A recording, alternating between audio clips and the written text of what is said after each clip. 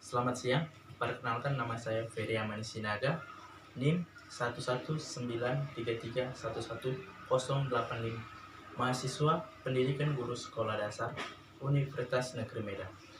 Baiklah, di sini saya akan memaparkan materi pendidikan bahasa Indonesia, yaitu teks akademik dan teks non-akademik. Adapun tujuan pembuatan video ini untuk memenuhi tugas ujian tengah semester mata kuliah pendidikan bahasa Indonesia dengan dosen pengampu Ibu Salma Nayelo Faria SPD MPD. Baiklah, saya akan memaparkan yaitu materi tentang teks akademik dan teks non-akademik.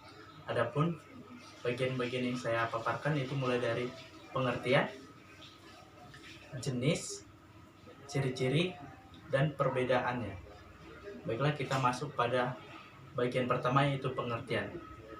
Teks akademik atau yang sering disebut karya ilmiah adalah karya tulis atau teks yang dibuat melalui pengamatan atau observasi sebelumnya, yang disusun dengan metode tertentu dan sistematis penulisannya terstruktur dengan bahasa yang sopan dan isinya dapat dipertanggungjawabkan.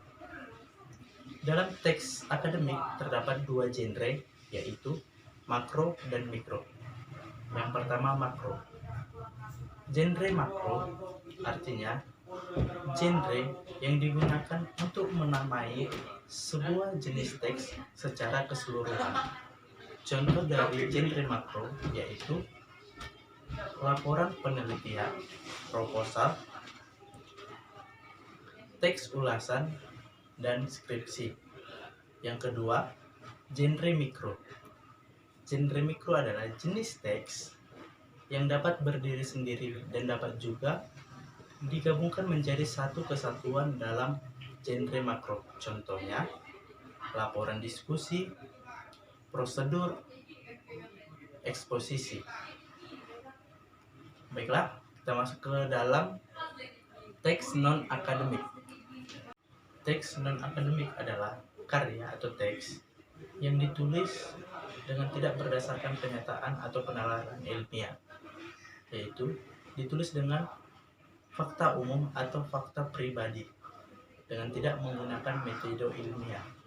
Contoh dari teks non-akademik yaitu dongeng, novel, cerpen atau cerita pendek, drama, dan roman.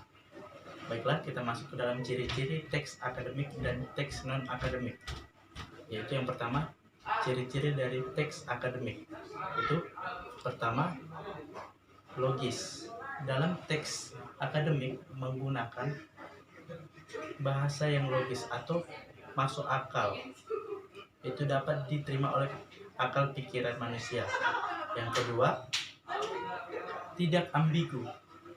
Dalam penulisan karya ilmiah atau teks akademik tidak terdapat kata-kata yang mempunyai dua makna atau makna ganda. Yang ketiga, tidak emotif, yang artinya dalam penulisan karya ilmiah teks akademik tidak mengandung kata-kata yang emotif atau yang menimbulkan emosi atau perasaan negatif. Kemudian ciri-ciri teks non-akademik, yaitu yang pertama, emotif.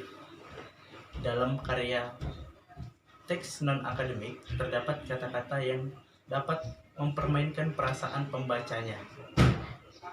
Yang kedua, persuasif. Dikatakan persuasif karena dalam teks non-akademik terdapat kata-kata yang mengandung ajakan kepada pembaca yang dituliskan oleh penulisnya untuk mengarahkan pembaca mengikuti arahan dari penulisnya.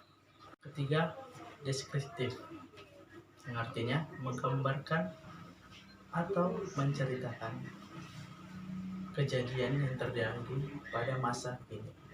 Selanjutnya, perbedaan antara teks akademik dan teks non-akademik, yaitu yang pertama, teks akademik menyajikan fakta, sedangkan teks non-akademik tidak. Yang kedua, teks akademik didasari pada penelitian atau observasi, sedangkan teks non-akademik tidak. Yang ketiga, dalam ragam bahasa, teks akademik menggunakan bahasa yang baku, sedangkan teks non-akademik dapat memilih bahasa baku atau non-baku, atau dapat dikombinasikan antara keduanya. Yang keempat, dalam teks non-akademik, data yang telah dituangkan dapat diuji kembali atau diperiksa kebenarannya, sedangkan teks non-akademik tidak.